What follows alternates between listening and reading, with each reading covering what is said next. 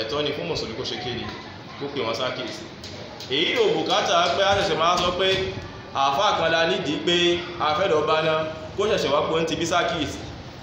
Gẹ́gẹ́ bí tí Ọlọ́run bá ṣe yàn wá tí a jẹ́ mùsùlùmí, ẹ̀tọ́ nígbà tó bá ṣe ká nípa bá rí dáadáa a ṣe kí ni a pèrà wá sí, tí a bá sì yẹ aburú a gbìyànjú a ṣe kí ni a kìlọ̀ fún wa. Láwùjọ nígbà tí a bá fẹ́ kìlọ̀ rẹ̀, wọ́n ní àwọn ìròyìn márùn-ún kan ń bẹ tó ṣe ká ní pé a gbọ́dọ̀ bá lọ́dọ̀ ẹ̀ tó ṣe ká ní pé ó fẹ́ kìlọ̀ yìí. al-awwal al-hilm, èèyàn gbọ́dọ̀ ṣe kí ni ó gbọ́dọ̀ tutù, ó gbọ́dọ̀ ní àmójúkò. ọ̀tọ̀ ní sabru, fal-hilmu a'la martaba min as-sabr. hilmu kódà gan lára ó tún peléke ju ohun tí a ń pè sùúrù lọ. ìdániló ní àtẹ̀mọ́ra ló ti ṣe sùúrù léhun tó ṣe ká ní pé ó bá rí. wà rífù òun náà ní gbogbo ìgbà tí a máa fẹ́ kìlọ̀ fún yàn àgbọ̀fẹ́ fààyàn pé kó ṣiṣẹ́ olóore, a gbọ́dọ̀ rí pé èèyàn sọ́pọ̀ lóhun tó tù, ohun tó ṣe ká ní pé nígbà tí onítìrí bá ń gbọ́ olówó ẹni tó ṣiṣẹ́ yẹn, olówó iṣẹ́ yẹn tó ṣiṣẹ́ yẹn tí a fẹ́ kọ̀ fún tó bá gbọ́ àrùn ó balẹ̀ lórí àwọn ọ̀dàkà ìlú sọ ẹyẹ ẹ̀tẹ̀lé. wal ilm, a sì gbọ́dọ̀ yí pé gbogbo ohun tí a fẹ́ pèèyàn sí àkíyèsí, ẹni tó fẹ́ pèèyàn sí àkíyèsí, ó gbọ́dọ̀ jẹ́ tó ṣe ká ní pé ó nímọ̀ nípa ohun tí ń kó ní ti bí sí àkíyèsí nípa ọ̀rọ̀ Ọlọ́run ọba dẹ́dà. tó bá ṣe ká ní àfáà ni òun kàánú tíra, ó bá ṣe ká ní ẹni tí ò fá ni kó gbìyànjú kó sọ pé gẹ́gẹ́ bí a ṣe gbọ́ lẹ́nu àwọn àfáà, nítorí pé ilé ayé ó ti yí gbàràrà, ẹni tó jẹ́ àfáà gbogbo àlà ń jẹ́ àfáà. a gbọ́dọ̀ yí pé ẹni tí ń pèèyàn sákèèsí ó gbọ́dọ̀ sọ pé ó gbọ́dọ̀ jẹ́ àfáà, kó jẹ́ alim bima yad'u an-nasa ilayhi, ó gbọ́dọ̀ jẹ́ olùmọ̀ lérí ohun tí ń pa àwọn èèyàn lọ sí àkíyèsí níbi rẹ̀.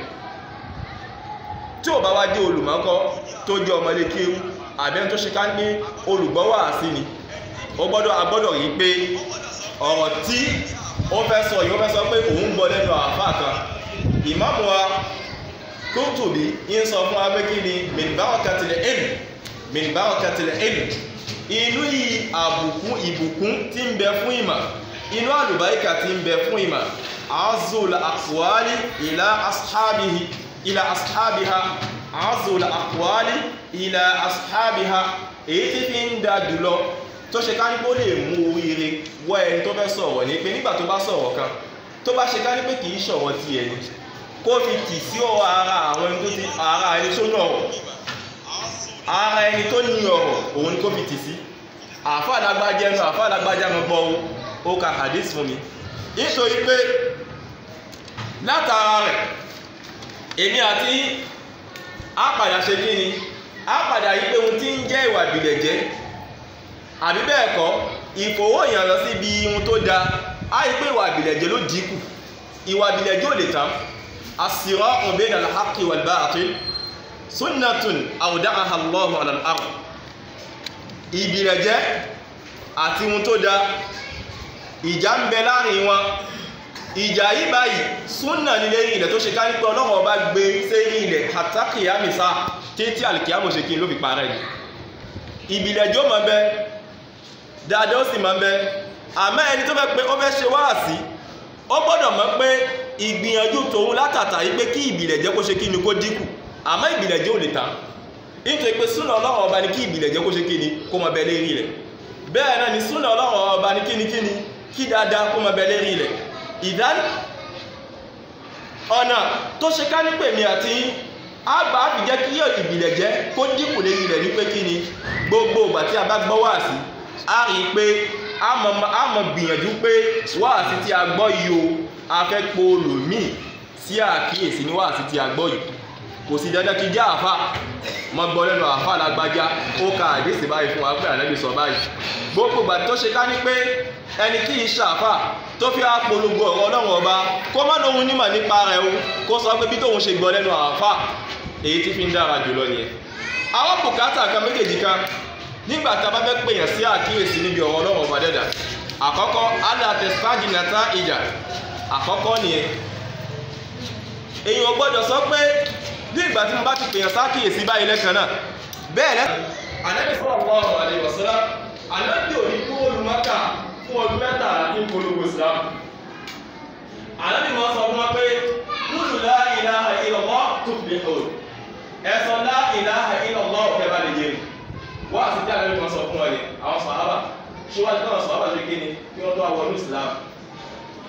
ìdá dáadáa sáàyè ìmọ̀lá an-nata'ij wa an tathbita nafsaka inda al-ghadab. Gbogbo ìgbà tó bá sọ̀rọ̀ fún èèyàn ẹni tó ń bá wí tó ń bá sọ̀rọ̀ láṣáká kò sí tàbí ṣùgbọ́n ó ṣe ṣe kó jẹ́ pé ohun tó ń retí tó fẹ́ gbọ́ lẹ́nu ẹ̀ ìhun bí ló padà sọ fún ẹ. Ìhun tó bá ti ṣẹlẹ̀ bẹ́ẹ̀ kéèyàn gbìyànjú kéèyàn ṣe kéèyàn ní sùúrù ó ṣe sùúrù.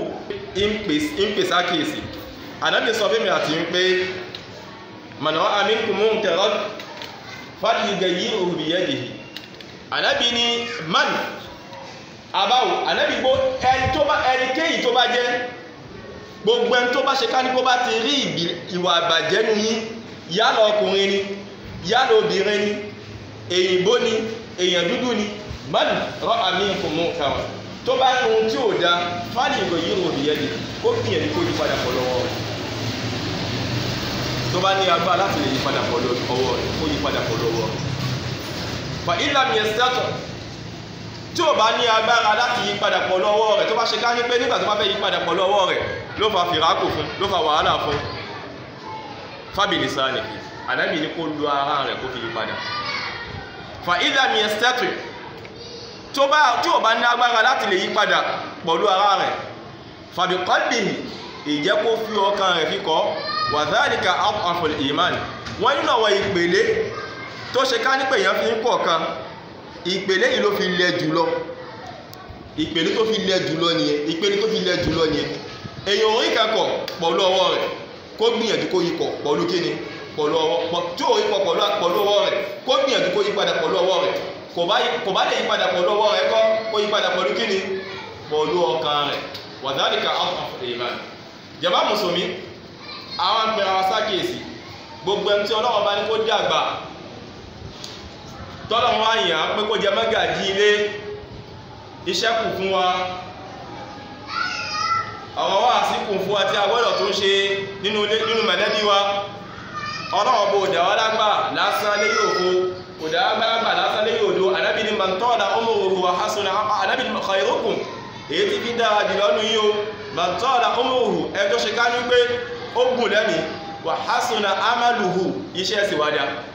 Gbogbo ẹ tó jẹ́ mọ́gàjí ilé àìmọ́ èyí tó ṣe ká ní pé wọ́n ti ṣe kí wọ́n ti dìbà sí abẹ́ bẹ́ẹ̀dì ká gbìyànjú ẹjẹ́ aṣọ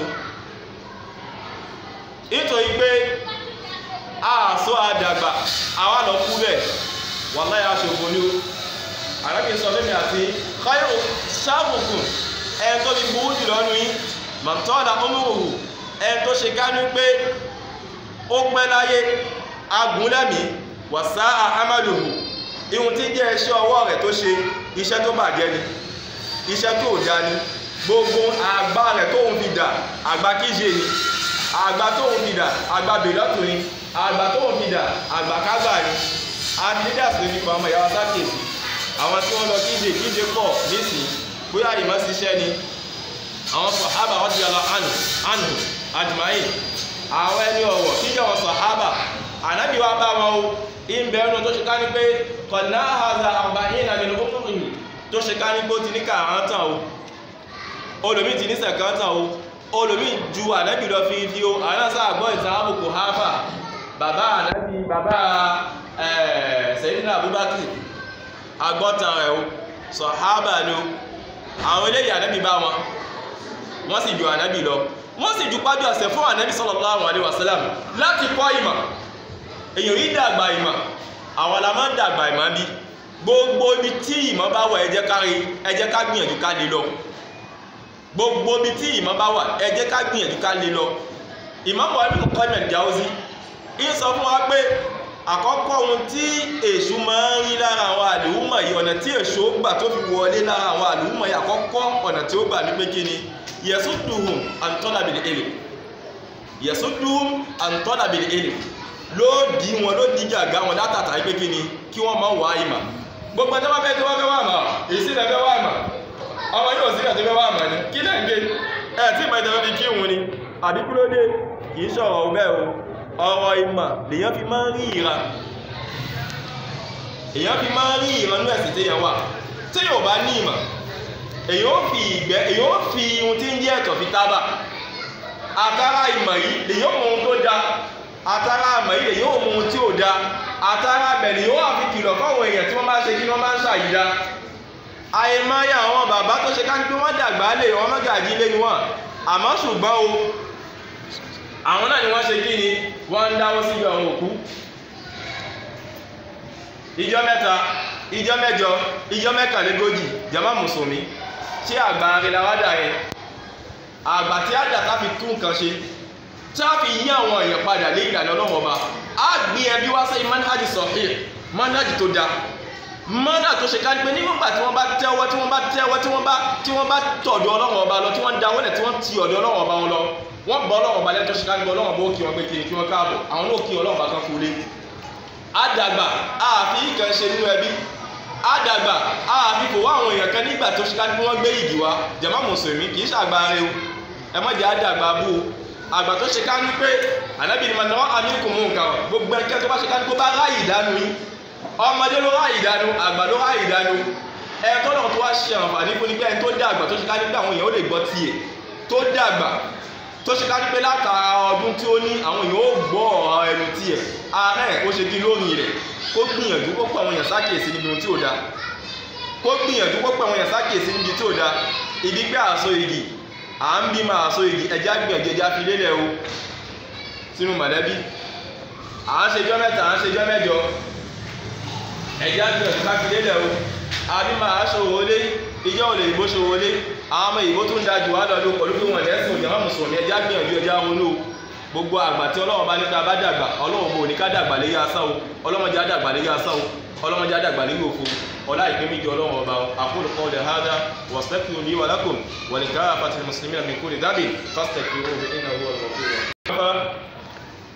Salatu wassalamu ala rasulillah wa ala alihi wa sahbihi ajma'in. Louange est à Allah, Seigneur des univers, et que la paix et la bénédiction soient sur notre prophète Mohammed, ainsi que sur sa famille et ses compagnons. Chers croyants, notre sermon d'aujourd'hui portera sur l'indulgence. Et le but final de ce discours, c'est que chacun d'entre nous appelle les autres à faire le bien et à délaisser le mal. Et pour bien le faire, 4 qualités sont nécessaires. الأول الرفق la douceur. الثاني الحلم l'indulgence. الثالث العلم le savoir. والحكمة la sagesse. La sagesse, ce qu'on n'a pas pu noter dans notre première partie du sermon. Bon, comme nous savons qu'aujourd'hui, nous verrons qu'on traduit par l'indulgence, mais en réalité, c'est une qualité qui englobe 2 choses, à savoir ne pas se précipiter, se contrôler en cas de colère. Ok? En voulant appeler quelqu'un à l'islam, on ne doit pas se précipiter et on ne doit pas avoir l'intention que la personne acceptera à ce que nous l'appelons dans l'immédiat. Parce que le prophète sallallahu alayhi wa sallam, il a resté à Médine, il a fait 13 ans, il est en train d'appeler ses compagnons. Et puis de là, il a fait encore 10 ans à la Mecque. Le temps que le prophète sallallahu alayhi wa sallam a fait pour appeler les gens en islam, ça fait 23 ans, mes chers frères, en islam. Voilà comment le prophète sallallahu alayhi wa sallam avait fait la patience envers ses compagnons. Il est recommandé à chacun de nous d'avoir la patience en voulant appeler nos frères en islam. Se contrôler en cas de colère. On ne doit pas se fâcher. On ne doit pas se fâcher si on est en train d'appeler quelqu'un ou bien si la personne est en train de commettre quelque chose qui n'est pas bon. on doit avoir la patience. Premièrement, nous allons développer ne pas se précipiter, chers croyants. Quand on veut corriger une faute chez autrui, on a tendance à vouloir qu'il change de suite. Et s'il ne le fait pas, on arrête de l'appeler au bien. Au bien. Non, ne le laissons pas tomber parce qu'il n'applique pas sur le champ. On ne peut pas dire à la personne d'appliquer ce qu'on est en train de l'appeler sur le champ. Regardez le messager d'Allah sallallahu alayhi wa sallam qui est resté à la Mecque pendant 13 ans. Il espérait que les chefs de Quraysh deviendraient musulmans. Par exemple, un homme vient de se marier avec sa femme depuis une semaine. Lors de que sa femme donne naissance à un enfant. Et l'enfant, il veut qu'il soit médecin. Il s'est marié en une semaine. Et puis il veut que la femme tombe enceinte et puis donne naissance en une semaine et que l'enfant devienne comment? Médecin. Ça c'est impossible. Il faut 9 mois. Puis au moins 25 ans pour être médecin. De là même, nous aussi, qui avons les femmes à la maison, il faut avoir la patience avec la femme. La femme, c'est comme une voiture. Et toi, tu es un mécanicien. Imagine si ta voiture tombe en panne dans la route. Est-ce que tu le pousses? Est-ce que tu la pousses? Est-ce que tu la gifles? Qu'est-ce que tu fais? Tu appelles un mécanicien avec douceur. Tu appelles un mécanicien pour qu'il vienne réparer la panne qui se trouve dans la voiture. Mais maintenant, qu'est-ce que nous faisons? On gifle nos femmes, et après tout, c'est elle-même qui va nous préparer à manger. On gifle les femmes, ou bien on parle de n'importe quoi à nos femmes. Regardez, Rasulullah sallallahu alayhi wa sallam avec Anas. Anas a dit que j'ai vécu avec le prophète pendant 10 ans. J'ai vécu avec le prophète pendant 10 ans. Le prophète ne m'a jamais insulté. Il ne m'a jamais dit pourquoi tu l'as fait. Maintenant, on est en train de vivre avec une personne pendant 2 jours. Wallahi, c'est de l'enfer. Comme nous sommes dans l'enfer, un musulman doit doit avoir la douceur en lui. Ne doit pas être compliqué et ne doit pas compliquer les situations des autres. Est-ce que vous avez compris? Le prophète, Anas a resté avec le prophète pendant 10 ans. Le prophète ne l'a jamais insulté. Et si par erreur il a fait quelque chose, le prophète disait, mais il serait bon de faire tel. Ce que tu as fait, ce n'est pas mal. Mais il est préférable que tu fasses ceci. C'est ce comportement on doit faire par rapport à nos femmes. Un homme ne doit pas tout le temps dans la colère avec sa femme. Ce n'est pas que vivre comme vous êtes des êtres humains. Il ne faut pas vivre comme vous êtes des animaux. Donc, notre thème d'aujourd'hui, c'est sur l'indulgence. C'est de ne pas se précipiter lorsqu'on fait un rappel à quelqu'un pour faire un bien ou délaisser un mal. N'attends pas de celui qui change tout de suite. N'attends pas de lui qui change tout de suite et qu'il applique directement ce que tu lui as dit. Voilà les bons actes qu'on doit trouver chez un musulman. Un musulman ne doit pas insulter les gens. Ne doit pas insulter un autre musulman. Ne doit pas insulter un être humain. Ne doit pas insulter des animaux. Pourquoi insulter nos femmes à la maison? Pourquoi en train de bagarrer avec nos femmes à la maison? Ça, c'est le comportement. Le vrai comportement d'un musulman. Il doit voir comment le prophète sallallahu alayhi wa sallam a vivre. Comment il a vécu. Comment il a vécu avec les prophètes, avec ses disciples. Comment il a vécu avec ses femmes. C'est ça un bon musulman. إن الله أمركم بشيء وبدأ بنفسه قائلا إن الله وملائكته يصلون على النبي يا أيها الذين آمنوا صلوا عليه وسلموا تسليما اللهم صل على محمد وعلى آل محمد كما صليت على إبراهيم وعلى آل إبراهيم إنك حميد مجيد اللهم بارك على محمد وعلى آل محمد كما باركت على إبراهيم وعلى آل إبراهيم إنك حميد مجيد قوموا إلى صلاتكم.